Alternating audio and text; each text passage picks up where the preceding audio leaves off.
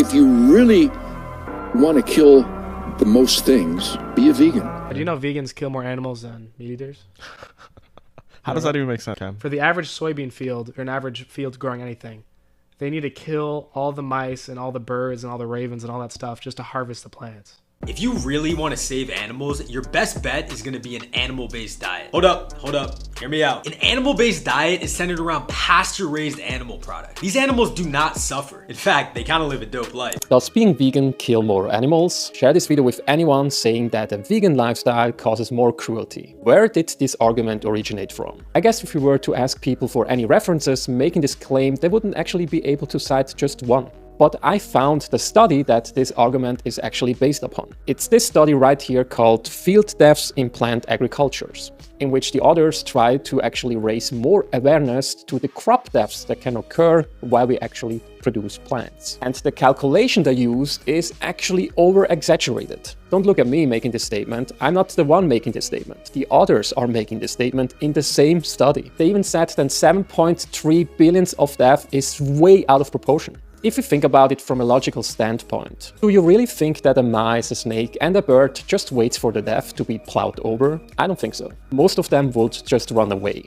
But for argument's sake, let's just say that indeed crop deaths cause 7.3 billion of death. The number of land animals killed for meat is way over 70 billions. Yes, not millions. Billions of land animals every single year. That's more than 10 times that way over-exaggerated number that the authors actually calculated. Let's not stop there. If we look at land usage of producing foods, plants versus animal-based foods, animal foods use way more land than plant foods do. In this graph, you see the land use of foods per 1,000 kilocalories that we produce. You can clearly see that especially beef and meat products are especially high in the land usage. And later down the road, you can only see prawns that barely actually can make it in the upper half of the plant foods that we produce. And the next study is actually quite interesting. The numbers of people on this earth are rising. And the authors of this study wanted to actually seek out for an answer and wanted to see if we can actually feed 9 billion of people. The answer to that is no, but I want to focus on one sentence which I feel like is the most powerful one out of this study. In the process of the two-stage nutrition digestions, first in animals and then we humans consume those animals, we lose more than 90% of the proteins. 90% of the proteins are lost in this process. So let's hypothetically say that the world goes vegan overnight. How much land can we actually save?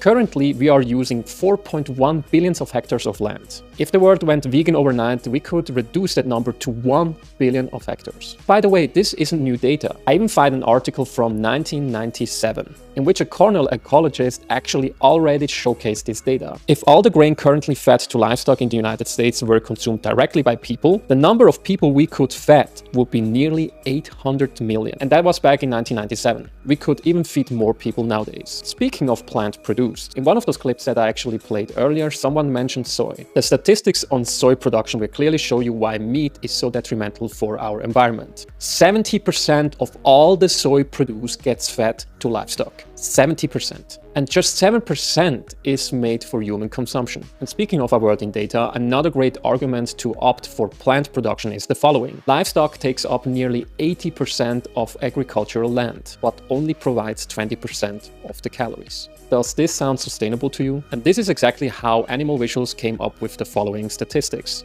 They wanted to examine how many animals are killed in the making of certain foods. And you can clearly see that all plants cause the least harm. Let me end this by stating the following. We are living in a society that is built upon cruelty. The fact that I'm even holding a smartphone in my hand speaks to that fact. A vegan lifestyle doesn't mean that we will cause zero suffering and zero cruelty to others. A vegan lifestyle means that we will cause the least harm within the lifestyle that we are living in. If you can choose between two options, one option causes more cruelty and suffering while the other can reduce that suffering significantly, which one would you choose? And this is exactly why I'm vegan. What are your thoughts about these topics? Feel free to let me know in the comment section. As always, thank you so much for watching and don't forget to follow for more.